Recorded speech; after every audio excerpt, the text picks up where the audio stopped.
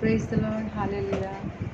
प्रियो परमेश्वर तीन बातें हमें बताता है कि हमारा बैठना, किन लोगों के साथ हम बैठते, किन लोगों के साथ हम उठते, किन लोगों के बीच में हम खड़े होते। वचन संहिता 1 में बताया जाता कि परमेश्वर उन लोगों को धन्य कहता है कि हम कौन से लोगों के बीच में बैठना चाहिए, और उन लोगों को धन्य कहते हैं कौन से लोगों के साथ में नहीं बैठना चाहिए। तो हम भजन संहिता पढ़ेंगे। भजन संहिता 1 का 1 वचन पढ़ रही हूँ। मुझे बहुत पसंद है ये वचन, क्योंकि परमेश्वर अपने बच्चों का ध्यान रखता है कि कौन से लोगों के बीच, ये भी बताता है कि कौन लोग किसके साथ हमारा बैठना चाहिए, किन के साथ हमारा उठना चाहिए, और किसके साथ हमारा उनके बीच में उनके साथ हमारा हम खड़े होते हैं। खड़ा होने के ऊपर भी परमेश्वर ध्यान देता है। उसके बच्चों को कितना ध्यान से देखता है। आप देखिए परमेश्वर उसका प्रेम को कैसा वो बताता है कि वो अपने धर्मियों पर अपनी आंखें लगा रहता है। वो किन के साथ उठते, किन के साथ बैठते, किन के साथ खड़े होते।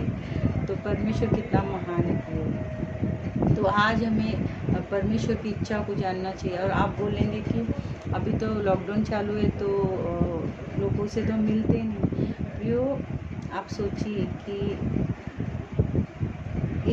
ये तो अभी हम उनके साथ उनके साथ मिल नहीं रहे, मगर आपको पता है जो मोबाइल है ना, ये सारा माहौल को चेंज करता। अगर आप उनसे मिल भी नहीं रहे तो आप किसके साथ गप्पे लड़ा रहे हो, किसके साथ आप उसके उपस्थिति में, क्योंकि आपको पता है कि इंसान वहाँ पर है और मोबाइल में, तब भी शैतान दोनों के बीच में कौन सा माहौल को लेके आ सकता है। हमें अभी ये सोचना है कि हम किसके साथ हम बातें कर रहे हैं। आपको पता है ना, आप झगड़े के बारे में सोचेंगे तो आपको झगड़े का ही वो गुस्सा आने लगता है। झगड़े के बारे में सोचेंगे तो आप झगड़े के बारे में सोचने लगते हो और गुस्सा आने लगता है। और आप शांति के बारे में सोचते हो तो किसी को माफ़ करना है तो उसके बारे में सोचते नहीं वो अच्छा है, उनको माफ़ करना चाहिए, तो हमारा मन वैसे होने लगता है। और जो आप सोचोगे वैसे ही आपका अंदर वैसा होने लगता है। और वो उपस्थिति ऐसा महसूस करने लगते कि गुस्से का आत्मा आ जाता है हमारे अंदर। और शांति का बारे में हम सोचने लगते हैं, नहीं उनको माफ़ करना चाहिए, वो बहुत अच्छे लोग हैं, तो हमारे अंदर शांति वाला शक्ति आता है। तो जो व्यक्ति से आप बात करते हो वो शक्ति तुम्हारे अंदर प्रवेश करता है। हालेलुया। जो भी आप अगर गलत बातें कर रहे हो, उनके साथ आप गलत बातें कर रहे हो, तो गलत शक्ति आपके अंदर आ जाती है। तो आज हो सकता है उनको जाके नहीं मिल रहे हो। आपको पता बिना मिले भी लोग कितने सारे गलत कामों में फंसे हुए। तो आज आप सोचना है कि मैं किसके साथ बात कर रहा हूँ और क्या बातें कर रहा हूँ, और उससे बातें करने से आपको कौन सी शक्ति महसूस हो रही है, कौन सा चीज़ को आप महसूस कर रहे हो। तो आपको ये ध्यान रखना अभी कि मैं कौन से लोगों से बात करना चाहिए और कौन से लोगों से दूर रहना चाहिए, क्योंकि वो व्यक्ति हो सकता है वहीं उधर ही है, और आपको उसकी शक्ति, जो शैतान की शक्ति आपके उपस्थिति में आ जाता है वो। क्योंकि आप देखिए जैसा सोचोगे वैसे आपके अंदर, आप गुस्से के बारे में सोचोगे तो झगड़े के बारे में सोचोगे तो आपको झगड़ा ही, सारी बातें झगड़े की आ जाता है और गुस्सा आ जाता है अंदर, क्योंकि वो शक्ति, वो स्पिरिट आपके अंदर आ गया। तो जैसा आप अच्छी बातें करो तो अच्छा स्पिरिट आ जाता है। तो बातों से भी आपको सारी शक्ति, उठना बैठना और उसके साथ बैठकर बहुत घंटों बातें करना। आपको सोचना है कि इन दिनों में कि आपको कौन से लोगों से बात करना चाहिए और कौन से लोगों से नहीं करना चाहिए। हालेलुया। मैं भजन संहिता 1 का 1 पढ़ रही हूँ। क्या ये धन्य है वो पुरुष जो दुष्टों की युक्ति पर नहीं चलता और न पापियों के मार्ग पर खड़ा होता है और न ठट्ठा करने वाले की मंडली में बैठता है, परंतु वो तो यहोवा की व्यवस्था से प्रसन्न रहता और उसकी उसकी व्यवस्था पर रात दिन ध्यान करता रहता है।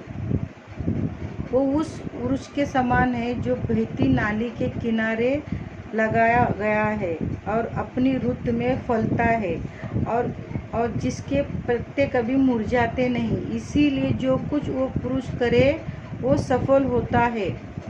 दुष्ट लोग ऐसे नहीं होते हैं, वो उस भूमि के समान होते हैं जो पवन से उड़ाई जाती है। देखिए दुष्टों के लिए क्या लिखा है, वो उसी के समान होते हैं। हालेलुया। इस कारण दुष्ट लोग अदालत में स्थिर न रह सकेंगे और न पापी धर्मियों की मंडली में बैठेंगे, क्योंकि यहोवा धर्मियों का मार्ग जानता है, परंतु दुष्टों का मार्ग नाश हो जाएगा। हालेलुया। देखिए पहला क्या लिखा है, धन्य है, उन लोगों को धन्य कहा है। धन्य है वो दुष्टों की वो पुरुष जो दुष्टों की युक्ति पर नहीं चलता और न पापियों के मार्ग पर खड़ा होता और न ठट्ठा करने वाले की मंडली में बैठता है। देखिए अभी हमारा जो बेटा रहता है, हमारे जो बेटी हो बेटा हो, हम बच्चों को क्या सिखाते हैं कि बचपन से सिखाते कि बेटे अगर कोई गलत लड़का है या गलत लड़की है तो हमारे बेटे को हम हमेशा बोलते हैं कि जैसे जैसे वो बड़ा होते जाता है, जब छोटे भी रहता है अगर चोरी भी करने वाला रहता है तो हम बच्चों को बोलते हो बच्चे से थोड़ा दूर रहना बेटा, वो पेंसिल चुरा रहे हो, रबर चुरा रहे हो, डब्बा टिफिन चुरा के लेके जाता है, बुक चुरा रहे, तो जैसा पता चल जाता है तो सब माएँ क्या करती है अपने बेटों को बोलती है वो लड़के का ये भी सीख जाएगा, तो उसको हमेशा ये समझाते वो लड़के से दूर रहना, वो लड़की से दूर रहना। ये माँ बाप सिखाते हैं आपको, जो संसारिक माँ बाप है वो सिखाते हैं। तो आप सोचिए कि हम जैसे बड़े होते तो फिर वो अपनी दोस्तों में वो मंडली में जो उनका ग्रुप रहता है उनके ग्रुप में बैठता है, तो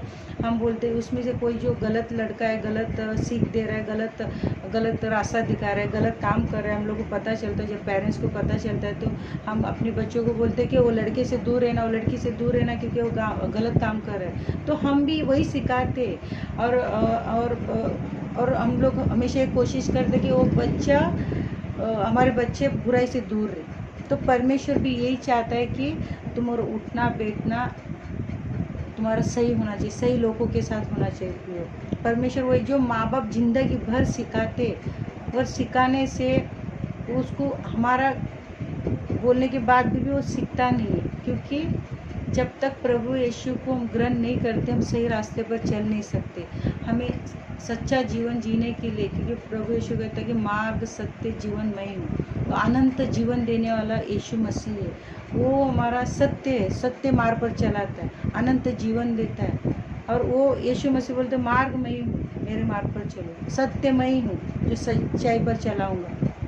हालेलुया। जीवन वही है जो अनंत जीवन देता है, मतलब यीशु मसीह अनंत जीवन देता। हम तो उनको एक सही जीवन देने की कोशिश करते अपने बच्चों को, और हमारे बच्चे अंत तक, हम लोग बहुत सारे पेरेंट्स नाकाम हो जाते, और वो संगति में कई लोग वो गलत संगति में रहकर आज हम चारों तरफ देखते कि गलत कामों में लोग फंसे हुए, गलत काम करते, कोई बैंक लूटता है, कोई चोरी करता है, कोई मर्डर करता है, कोई चर्च गांजा वगैरह जो नशाबाजी में फंसे हुए, मतलब गलत संगति की वजह से सारे पाप में फंसे हुए लोग हैं। मगर परमेश्वर कहता है कि मैं उनको धन्य कहता हूँ, और अगर हम बाइबल के अनुसार अगर सही मार्ग पर चलेंगे, सही लोगों के बीच में हमारा उठना बैठना होगा, तो परमेश्वर बोलता है धन्य है। हालेलुया। दुष्टों का जीवन नाश हो जाएगा। हालेलुया। क्या लिखा है कि क्योंकि यहोवा धर्मियों का मार्ग जानता है, परंतु दुष्टों का मार्ग नाश हो जाएगा, मतलब दुष्ट लोगों का वो नाश हो जाएगा। इसीलिए परमेश्वर कहता है कि अगर तुम दुष्टों के साथ रहकर उनके जैसे उठना बैठना, उनके बीच में रहना, क्योंकि वो स्पिरिट आपका अंदर आ जाएगा तो आप वैसे करने लगते हो। इसीलिए परमेश्वर कहता है कि तुम्हारा सही उठना, सही लोगों के साथ उठना होना चाहिए, सही लोगों के साथ बैठना होना चाहिए, सही लोगों के साथ चलना होना चाहिए। आपको चुनना है प्रियो कि ये व्यक्ति कि किसके साथ मेरा बातचीत होना चाहिए, किसके साथ मेरा बैठना चाहिए, किसके साथ मेरा उठना चाहिए, और वो सारी बातें हमें सोच समझ कर और परमेश्वर की उपस्थिति में रहते हुए, जब परमेश्वर का आत्मा हमें चलते हैं तो हमको अच्छा कौन है बुरा कौन है हमें जल्दी से पता चल जाता है कि ये व्यक्ति गलत है, गलत नज़र रखता है, गलत इसका जीवन है, हमें समझ में आ जाता है। तो हमें सही व्यक्ति से सही माहौल को चुनना है, सही लोगों को चुनना है, ताकि हमारा जीवन सही हो जाए। क्योंकि धर्मियों का मार्ग परमेश्वर जानता है और दुष्टों का नाश हो जाएगा। और वो दुष्टों के साथ हमारा उठना बैठना रहेगा तो हम नाश हो जाएंगे।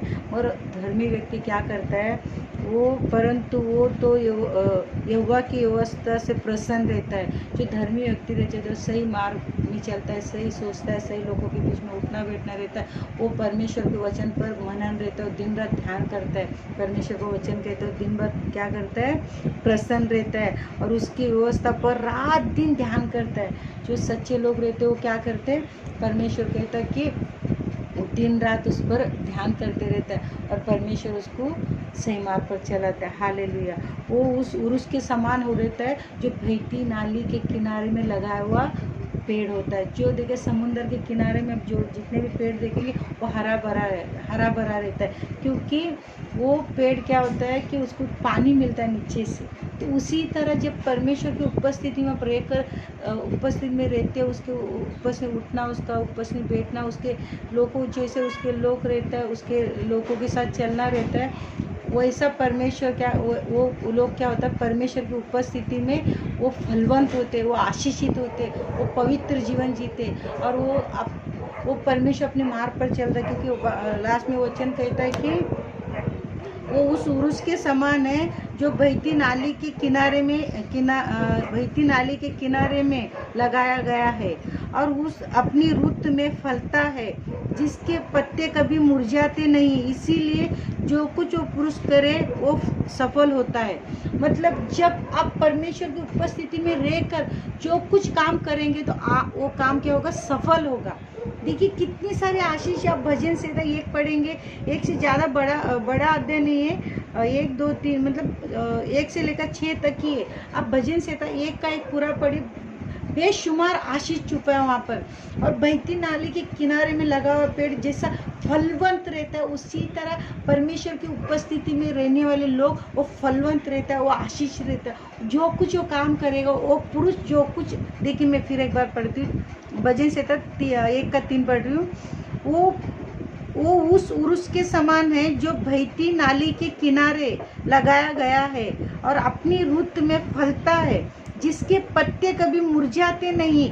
इसीलिए जो कुछ वो पुरुष करे वो सफल होता है। जब आप परमेश्वर की उपस्थिति में रहकर सही चुनाव करेंगे, सही उठने का चुनाव करोगे, सही लोगों के बीच में बैठने का चुनाव करोगे, सही लोगों के साथ में चलने का चुनाव करोगे, तो अब जो कुछ काम करोगे परमेश्वर उसमें सफलता देगा।